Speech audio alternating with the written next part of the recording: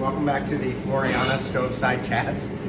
Today we're going to talk about getting perfectly crispy roasted duck skin on your duck breast. When you go to a restaurant, the thing that differentiates the duck from what you do at home is that beautifully crispy skin. We're going to go into how to get that, all right? So today we have a nice Peking duck breast that I butchered up. You'll see that it's scored on the fat side. That's important. But you don't want to get all the way down to the meat when you score it. Make sure that you're only into the fat or you're going to dry that meat out, all right? So get salt and pepper on both sides. We'll start in a medium heat pan. I'm using a non-stick. Go ahead and do that at home. It helps out. Lay it away from you as you go to cook so that it doesn't splatter on you.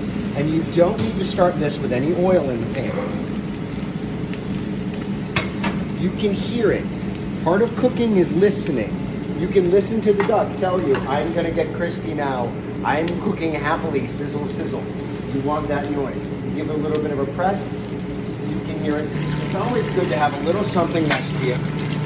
Drain a little bit of that fat out of the pan, or else you're going to end up just sort of oil poaching that skin, and it's not going to continue to get crispy for you. So you need to get a little bit of that fat out of there.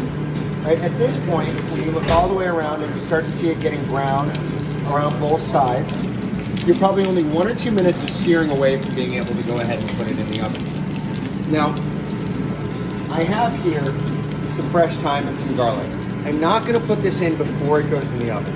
If I do that, these are going to brown up too much. They're going to start to burn. They're going to get really bitter. And you don't want that bitter flavor in there, all right? The duck is already gamey.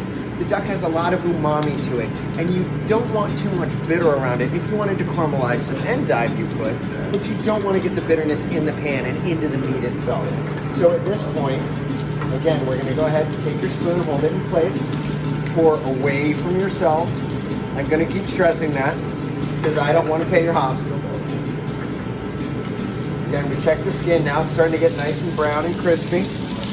And at this point, we can go ahead and pop it in the oven. A duck breast like this, at 325 degrees, is going to take about 6 or 7 minutes to get to rare to mid-rare, which is kind of where you want it. If you get game meat like duck much more than about rare to medium rare, it starts to get a little bit chewy. It's not a particularly nice consistency, whereas rare gets a really, really nice bite to it. So we'll pop it in the oven and then we'll be right back, okay? So we've been in the oven 5 or 6 minutes now. You see you've got that nice brown crisp around the outside. This has started to brown up a little bit. We're going to go ahead and flip that over. See, you got that nice, you can almost hear it when you tap it. That gentle thump like a drum. That's when you know you've got it properly sealed. Now we can go ahead and turn the heat back on. Now is when you want to throw your thyme and your garlic in. I like thyme on duck because it's a nice soft herb with a delicate flavor. Rosemary is going to be a little bit overwhelming. Sage is going to be a little bit overwhelming. It's going to compete with the flavor of the duck. So we throw in a tiny knob of butter. Again, you want that nutty lactic flavor from the butter, but you don't want to drown it and ruin that natural gamey flavor and make it nothing but butter. You go from the bottom, scoop up, and baste over the top.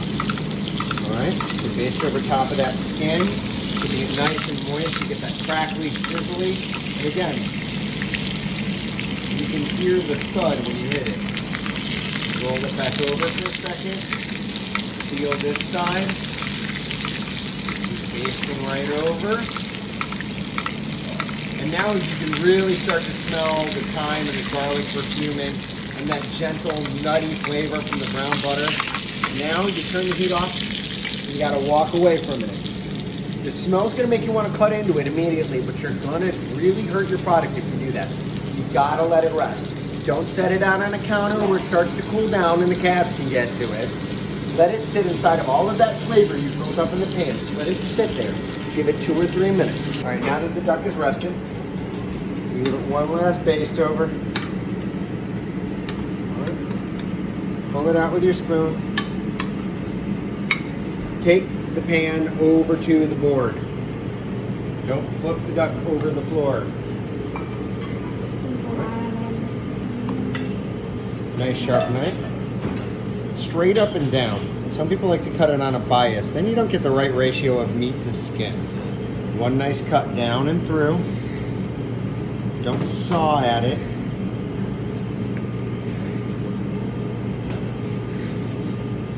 This way you get a really nice ratio of skin to meat. All right? And you see everything's redistributed very nicely, evenly cooked. So when you go to plate it, you'll turn it right back over like that, and you see that nice crispy skin on top. Now, if you're at home, you probably don't want to spend 2 days making and prepping things to serve with it. So really easy. We also sell the squash soup. This is a wonderful sauce for underneath the duck. You take that puree, and I like circles, but there's also the dreaded spoon push. Dun, dun, dun. Right down the center. Go ahead and turn it like this. Take your duck breast.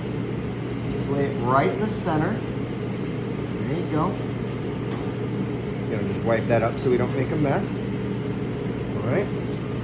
This is called saba vinegar. This is what happens. They take grape must, the thing that you press wine through, and then they boil it. And then they make this. So just give it a little sauce with that. This way you don't have to make a duck sauce at home. There you go. It's got a little bit of bitterness, a little bit of sweetness, a little bit of acidity, and a little bit of sugar that'll balance very nicely with the duck. Grab a little bit of micro basil. We get this from our friend Randy over at Craft Grown here in Wilmington, but you can find this all over the place. Go right on top, and there you go. Perfectly crispy seared duck breast in the comfort of your own home. Buon appetito.